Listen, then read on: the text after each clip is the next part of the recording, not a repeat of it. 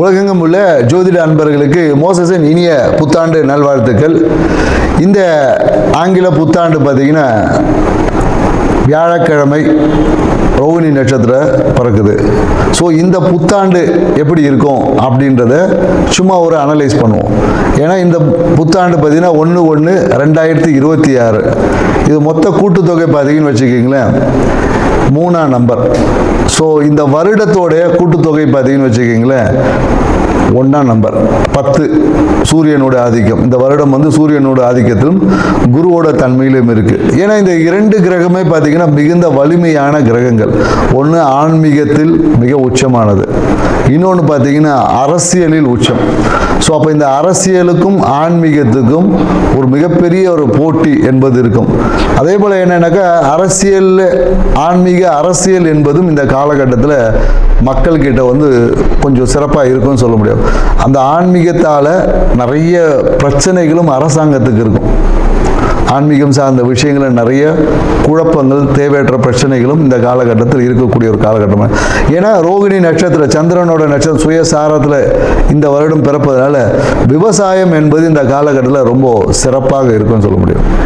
விவசாயம் மிக சிறப்பாக இருக்கும். குறிப்பாக என்னன்னாக்கா குழந்தைகளோட நலனை பேணி காப்பதற்காக இல்லை குழந்தைகளோட வெல்ஃபேருக்காக புதிய சட்டங்கள் எல்லாமே வரும். இந்த காலகட்டத்தில் என்னன்னாக்கா அரசாங்கத்தில் பார்த்தீங்கன்னா அதுவும் என்ன மத்திய மாநில அரசாங்கம் இரண்டும் ஒன்று இணைந்து குழந்தைகளுடைய மேம்பாட்டுக்காக ஏதாவது ஸ்கீம்ஸ், குழந்தைகள் ஏற்கனவே ஜெயலலிதா அம்மா பீரியடில் தொட்டில் குழந்தை திட்டம் மாதிரி இந்த காலகட்டத்தில் குழந்தைகள் எதிர்கால நலன் பாதுகாப்புக்காக சில சட்டங்களை உருவாக்கக்கூடிய வாய்ப்புகள் இருக்கு. ஏன்னா காஸ்மெட்டிக் திங்ஸ்ல ஏதாவது ஒரு பிரச்சனைகளை சந்திச்சு காஸ்மெட்டிக் திங்ஸ்க்கு ஒரு ரெகுலேட்டர் ஆக்ட் ஏதாவது வரும்.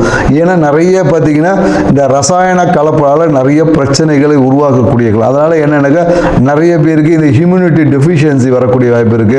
ரசாயன கலப்பால நிறைய பாடியில் பார்த்தீங்கன்னா விஷத்தன்மைகள் வந்து அதிகரிக்கக்கூடிய வாய்ப்பு. அதனால என்னன்னாக்கா இந்த காலகட்டத்தில் காஸ்மெட்டிக் திங்ஸ்ல கொஞ்சம் கவனம் தேவை. மருந்து சார்ந்த விஷயத்தில் அந்த ரசாயன கலப்புகள் அதிகமாக அந்த விஷத்தன்மை, அதாவது குறிப்பாக என்னன்னாக்கா அந்த ஹியூமினிட்டி சார்ந்த விஷயம் சொல்லுவாங்களா, ஊட்டச்சத்து மருந்துகள் இல்லை நமக்கு இம்யூனிட்டி அதிகமாக்கக்கூடிய விஷயங்களில் பார்த்தீங்கன்னா ஏதாவது ஒரு ரசாயன கலப்பால் சில பாதிப்புகள் எல்லாமே உருவாகும். அதனால் அதை ரெகுலேட்டர் பண்ணக்கூடிய சில விஷயங்கள் குறிப்பாக தமிழ்நாட்டில் கண்டிப்பாக இந்த மருந்து கட்டுப்பாட்டுக்காக ஒரு வாரியம் இல்லை அதுக்கான ஒரு சிறப்பு விஷயங்கள் அமைவதற்கான வாய்ப்பு இருக்குது. மேலும் பார்த்தீங்கன்னா இந்த காலகட்டத்தில் என்னன்னாக்கா ஏதாவது ஒரு ரயில் விபத்துக்கள் மாதத்தில் பார்த்தீங்கன்னா ஒரு ஏப்ரல் மே மாதத்தில் ஏதாவது ஒரு ரயில் விபத்துக்கள் சந்திக்கிற வாய்ப்பு இருக்குது.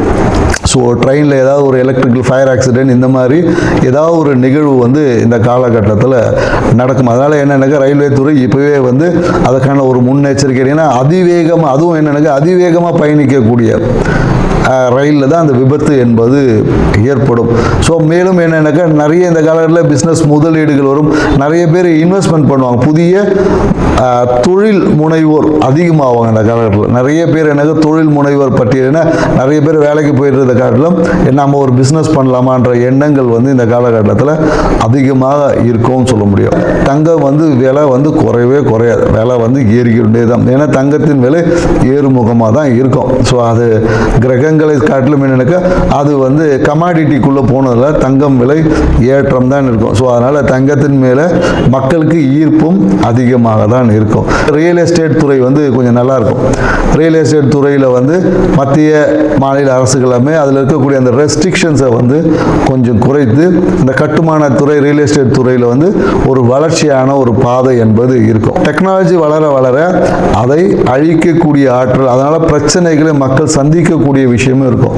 பிரச்சனையும் இருக்குது டெக்னாலஜியில் பார்த்தீங்கன்னா நிறைய. ஏன்னா இப்போவே பார்த்தீங்கன்னா டெக்னாலஜியில் வந்து ஆதார் கார்டை கொடுத்தா ஆட்டையை போட்டுறாங்களே, அது மாதிரி வந்து வளர்ச்சியும் ஒரு சைடு இருக்கும். அதில் இருக்கக்கூடிய பிரச்சனைகளை கையாளுவதில் அரசாங்கம் வந்து ரொம்ப திணறும். ஸோ அதனால் ஏன்னா நிறைய இந்த ஏடிஎம் கார்டு ஹேக்கிங் இந்த மாதிரியான நிறைய இந்த ஃப்ராடு திங்ஸ் வந்து இன்னும் வளர்ச்சி அடையும். அதை கட்டுப்படுத்துவதற்கு அரசாங்கம் நிறைய ரெகுலேட்டரி போட்டாலும் ஆனால் அந்த விஷயங்களை கட்டுப்படுத்த முடியாமல் அரசு சார்ந்த துறை வந்து ஏதாவது ஒரு சுணக்கமான விஷயம் கண்டிப்பாக இருக்கும். ஆண் குழந்தைகளின் பிறப்பு விகிதம் கொஞ்சம் அதிகமாக இருக்கும். ஆண் குழந்தைகள் இந்த வருடத்தில் அதிகமாக பிறப்பாங்க. இந்த புத்தாண்டு என்பது மக்களுக்கு வந்து ஒரு வளர்ச்சியை கொடுத்தாலும் பொருளாதார புழக்கத்தை ஏற்படுத்தினாலும் எல்லாமே கடன் வாங்கி போகக்கூடிய விஷயமா தான் இருக்கு. ஸோ அதனால மக்கள் தங்களுடைய கையிருப்புக்கு ஏற்ற மாதிரி கடன் வாங்கி உங்களுடைய வாழ்க்கையை அமைச்சுக்குங்க. இந்த புத்தாண்டு ஒவ்வொரு ராசிக்கும் என்ன மாதிரியான பலன்களை கொடுக்க போகுதுன்றத ஒவ்வொரு ராசியை போகும். வாங்க வீடியோக்குள்ள போகலாம். கன்னி ராசி அன்பர்களுக்கு மோசஸின் இனிய ஆங்கில புத்தாண்டு நல்வாழ்த்துக்கள். இந்த 2026ஆம் ஆண்டு கன்னிராசிக்கு என்ன மாதிரியான நற்பலன்களை கொடுக்க போகுது இதுதாங்க நம்ம பார்க்க போகிறோம். இந்த ஆண்டின் தொடக்கத்திலே பாருங்க, ராசி அதிபதியான புதன் பகவான் 4ஆம் இடத்துல இருக்கார். இப்போ 4ஆம் இடம் என்பது எதை சொல்லக்கூடிய, உங்கள் சுகத்தை சொல்லக்கூடிய ஸ்தானம். அப்போ என்ன மாதிரி அமைப்போது, உங்கள் வாழ்க்கையில் நீங்கள் எதிர்பார்த்த அந்த சுகத்தை கொடுக்கக்கூடிய ஒரு ஆண்டு தாங்க இந்த ஆண்டு. நிறைய பேருக்கு என்னன்னாக்கா புதிய தொழில் தொடங்கிறதுக்கு எவருமே கிடைக்கலையே, தொழில் தொடங்கிறதுக்கு ஒரு ஆள் கூட இல்லையே அப்படின்னு எதிர்பார்க்கக்கூடிய கன்னிராசி அன்பர்கள் இந்த காலகட்டத்தில் தொழில் பார்ட்னர்ஸ் வருவாங்க. அதுவும் இன்வெஸ்ட்மெண்ட் பார்ட்னர்ஸாக இருப்பாங்க. தொழிலில் இன்வெஸ்ட்மெண்ட் பார்ட்னர்ஸ் இந்த காலகட்டத்தில் கன்னிராசிக்காரர்கள் கிடைப்பாங்க. அதனால் தொழிலில் வந்து மிகப்பெரிய ஒரு வளர்ச்சியை அடையக்கூடிய ஒரு வாய்ப்பு இந்த காலகட்டத்தில் உங்களுக்கு உருவாக போகிறது. அதே போல் நிறைய பேர் என்ன பண்ணுவாங்கன்னா, வெளிநாடு முதலீடுகள் வழியாக அந்த நபர் வெளிநாடு நபராக கூட இருக்கும். ஏன்னா நிறைய பேர் இந்த காலகட்டத்தில் அரசியல் பின்புலம் இருக்குது. அரசியல் பின்புலம் இருக்கக்கூடிய இன்வெஸ்ட்மெண்ட் பார்ட்னர்ஸ் நிறைய பேர் வருவாங்க. அரசியல் இருக்கக்கூடியவங்களுக்கு இந்த காலகட்டத்தில் நிறைய குழப்பங்களை தீர்த்து தெளிவடையக்கூடிய ஒரு ஆண்டு. அரசியல் இவ்வளோ நாள் ஒரு குழம்புன குட்டைக்குள்ளே இருந்துட்டு இப்போ எல்லாமே குட்டையிலேருந்து எல்லாம் வெளியே வந்து தெளிவாக பயணிக்கக்கூடிய ஒரு ஆண்டாக இந்த ஆண்டு அமையப் போகிறது. ஸோ ஏன்னா இந்த ஆண்டு பாருங்கள், ஆண்டின் தொடக்கத்தில் குருவோட பார்வை 4ல் இருக்குது. கண்டிப்பாக இந்த காலத்தில் கன்னிராசிக்காரங்களுக்கு வீடு வண்டி வாகனம் உறுதியாக இருக்குது. அதே போல் என்னன்னாக்கா வருமானம், தொழில் மூலயமாக கண்டிப்பாக வருமானம் என்பது இருக்குது.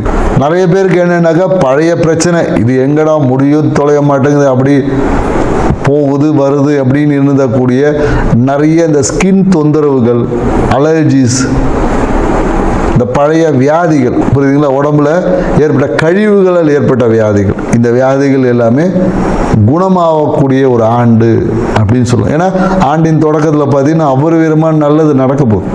தொட்டதெல்லாம் பொண்ணாக போடைய காலகட்டம் இது எல்லாமே பார்த்தீங்கன்னா, புதுசாக கல்யாணம் ஆகும்போது வரக்கூடிய மனைவி எப்படி வருவாங்கன்னா, வீடு வண்டி வாகனம் காரு சொத்து பங்களாவோட வருவாங்க. இதே கல்யாணம் பண்ணக்கூடிய கன்னிராசிக்காரர்களாக இருந்தால் வரக்கூடிய மனைவியோ கணவனோ வீடு வண்டி வாகனத்தோடு தான் இந்த காலம் கல்யாணம் இருக்கும். சொந்த வீடோடு தான் வருவாங்க.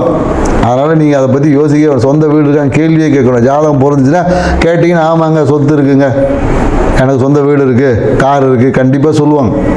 அப்படி இல்லைன்னா ஒரு பெண்ணாக இருந்துச்சுன்னா கண்டிப்பாக மாப்பிள்ளைக்கு நான் ஒரு கார் வாங்கி கொடுக்குறேங்க, வீடு இருக்குது, வீட்டை எழுதி வச்சுருவோம் இப்படின்னு கண்டிப்பாக சொல்லக்கூடிய ஒரு வரன் தான் உங்களுக்கு அமைய போகிறது. தொழில் மூலயமாக இந்த காலம் வருமானம் என்பது உங்கள் கையிருப்பை பெருக்கி தரும். குரு பார்த்தா கோடி நன்மைன்ற மாதிரி பெரிய வருமானமாக இருக்கும். சரி, அதே போல் என்னென்னாக்கா நிறைய பேர் இந்த காலத்தில் வீட்டின் விரயம் பண்ணிட்டு இருப்பாங்க. அதுவும் என்னென்னாக்கா வீட்டோட கிழக்கு பகுதி பிரம்மாண்டமாக இருக்கணும், அப்படியே வேற மாதிரி வைக்கணும்லாம் பார்ப்பாங்க. ஸோ அந்த மாதிரி விஷயங்கள் வீடு கட்டக்கூடிய நபர்கள் கொஞ்சம் வாஸ்து இருக்கான்னு பார்த்துக்கணும். ஏன்னா இந்த காலகட்டத்தில் வீடை கட்டுறேன்னு சொல்லிட்டு எங்கேயாவது போய் கட்டிட்டு வாஸ்து பிரச்சனையில் போய் சிக்கிடுவீங்க. இந்த காலகட்டம் வாஸ்து பிரச்சனை, வீடு கட்டக்கூடிய கன்னிராசிக்காரங்களுக்கு வாஸ்து குறைபாடு உள்ள வீடு தான் நீங்கள் கட்ட போகிறீங்க. அதனால் உங்கள் பில்டிங் பிளானை இப்போவே கொண்டு போயிட்டு ஒரு வாஸ்து நிபுணரை போய் பார்த்துருங்க. ஏன்னா அந்த வாஸ்து பிரச்சனையினால் உங்களுக்கு உடம்பில் இருக்கக்கூடிய நிறைய உபாதைகளும் வந்துடும். சரிங்களா, உடல் உபாதைகளுக்கு சில பேருக்கு சர்ஜரி கூட ஆகிறதுக்கு வாய்ப்பு இருக்குது, வாஸ்து குறைபாடால் வரக்கூடிய சர்ஜரி. ஸோ அதனால் இந்த காலகட்டத்தில் நீங்கள் வீடு கட்டக்கூடிய கன்னிராசியாக இருந்தால் ஒரு வாஸ்து கன்சல்டன் இப்போவே புக் பண்ணிக்கிங்க. போய் பார்த்து வீட்டை பிளானை கொடுத்து நீங்கள் வீடு கட்டுறீங்களோ இல்லையோ ஒரு பிளானை ஒன்று ரெடி பண்ணி வாஸ்து பிரகாரம் ஒரு பிளானை ரெடி பண்ணுவீங்க. வீடு கட்டுறதுக்கான அமைப்பு ஆட்டோமேட்டிக்காக வந்துடும். ஸோ இந்த காலகட்டம் என்னன்னாக்கா உங்கள் வாழ்க்கையில் அபரிவிதமான நன்மைகளை கூட, ஏன்னா நோய் தொந்தரவு தீரப்போகுது, கடன் என்பது தீரப்போகிறது. ஸோ தொழில் என்ற ஒரு அழுத்தங்கள் மாறி லாபகரமாக தொழில் என்பது இந்த வருஷம் மாறப்போகுது. தொழில் வந்து அழுத்தம் மாதிரி சுகமாக இருக்க போகிறீங்க. சில பேர் என்னென்னாக்கா வீட்டிலேருந்து வேலை செய்ய ஒர்க் ஃப்ரம் ஹோம்லாம் கிடைக்கும். என்னங்க இது நம்ம போய் வீட்டுக்கு ஆஃபீஸ்லாம் போகல, சரி ஓகே வீட்டிலேருந்து வேலை செய்யுங்க அப்படின்னு நிறைய ப்ராஜெக்ட்ஸ் எல்லாமே உங்களுக்கு சைன் ஆகக்கூடிய காலகட்டம். ஸோ ஸோ வாழ்க்கை துணை சார்ந்த விஷயத்தில் அபரிவிதமான நன்மைகள் இருக்குது. ஸோ எதிர்பார்த்த விஷயங்கள்லேருந்து வெற்றி இருக்குது. அப்படின்னும் போது இந்த ஆண்டு உங்களுக்கு அபரிவிதமான நன்மைகளை கொடுக்கக்கூடிய ஒரு ஆண்டாக இருக்கிறதுல வந்து 100% இருக்குது. ஸோ இது எல்லாமே பெறறதுக்கு நாம் என்னங்க பண்ணோம்? ஓகே, வேலை இருக்குது, சூப்பராக இருக்குது, இது நல்லா இருக்குது, இதெல்லாம் எனக்கு கிடைக்கணும்னா நான் இப்படியே இருந்தால் போதுமா, இல்லை என்ன ஏதாவது தயார்படுதுனேன்? ஏன்னா இப்போ ஒரு கல்யாணம் ஒருத்தருக்கு நடக்குதுன்னா அப்படியே வீட்டில் இருக்கிற மாதிரி ஒரு வேட்டியை கட்டிக்கிட்டு இல்லை ஒரு லுங்கியை கட்டிக்கிட்டு அப்படியே போனால் கல்யாணம் பண்ணுருவாங்களா? அப்போ அதுக்கு தன்னை தயார்படுத்திக்கணும் இல்லையா? அதே போல் தான் இந்த விஷயங்கள் தயார்படுத்துறதுக்கு என்ன பண்ணணும், இந்த விஷயங்கள் எனக்கு முழுமையாக கிடைக்கிறது என்ன பண்ணணும்? திருமணம் ஆகி இருந்தாங்கன்னு வச்சுக்கிங்களேன், உங்கள் மனைவிக்கு தேவையான உங்களோட மனைவியோட ஆசைகளை நீங்கள் நிறைவேற்றணும். ரொம்ப கஷ்டம்தான், ஆனால் செஞ்சு தான் ஆகணும். அதே போல் என்னென்னாக்கா அம்மாவுக்கு தேவையான அம்மாவுக்கு வந்து பொருளாதார உதவி கொடுக்கணும். மாதமான அம்மாவுக்கு ஒரு செலவுக்கு காசை எடுத்து கொடுத்துருங்க. நம்ம வச்சுக்குமா, அவங்க ஏதாவது செலவுக்கு வாங்கிக்கோ, உங்களுக்கு பிடிச்சதெல்லாம் வாங்கிக்கோ. காசாக கொடுக்கணும். மனைவிக்கு காசாக கொடுக்கக்கூடாது, ஆசைப்பட்டதை வாங்கி கொடுக்கணும். ஏற்கனவே ஆசைப்பட்டு நீங்கள் வாங்கி கொடுத்துருப்பீங்க, ஆனால் இந்த வருஷம் கண்டிப்பாக செய்யணுன்றதான் சொல்லும். ஸோ அதே போல் என்னென்னாக்கா மருத்துவ விரயங்கள், யாராவது ஒரு மருத்துவ உதவி எதாவது கேட்டாங்கன்னா சரி போப்பா இந்த அப்படின்னு அள்ளி கொடுக்கணும். ஏன்னா கன்னிராசிக்காரங்க ரொம்ப எல்லாத்தையும் ஓவராக யோசித்து டயர்டாகிடுவாங்க. ஒன்றும் இல்லாத விஷயத்தை அதிகமாக யோசித்து டயர்டாகி அதனாலே பிரச்சனை அனுபவிக்கிற ராசி எதுனா கன்னிராசிக்காரர் தான். ஸோ அதனால் இந்த காலகட்டம் யாரோ உங்களுக்கு ஒரு மருத்துவ உதவி கேட்டாங்களா, இந்தாப்பா வச்சுக்கோ அப்படின்னு யோசிக்காமல் கொடுத்துணும். நீங்களே நேரடியாக போயிட்டு அவருக்கு நான் மருந்து வாங்கி கொடுக்குறேன்ப்பா, ஒரு மருந்து ஸ்லிப் எனக்கு அமுச்சு விடு, ஏப்பா யாராவது விட்டு காசை கொடுத்து ஒரு மருந்து வாங்கி கொடுத்து பாருங்க. இது எல்லாமே செஞ்சிங்கன்னா இந்த ஆண்டு கண்டிப்பாக உங்களுக்கு ஒரு சொந்த வீடு அமையும். திருமணம் ஆகாத கண்டிப்பாக திருமணம் நடக்கும். நீங்கள் எழுதி வச்சுக்க, கீழே என் நம்பருக்கும் கால் பண்ணி கூட நீங்கள் சொல்லுங்கள். ஸோ இந்த ஆண்டு இந்த விஷயங்களை செய்யும் போது உங்கள் வாழ்க்கையில் மகிழ்ச்சியை அலங்கரிக்கக்கூடிய ஆண்டாக அமையும். நன்றி, வணக்கம்.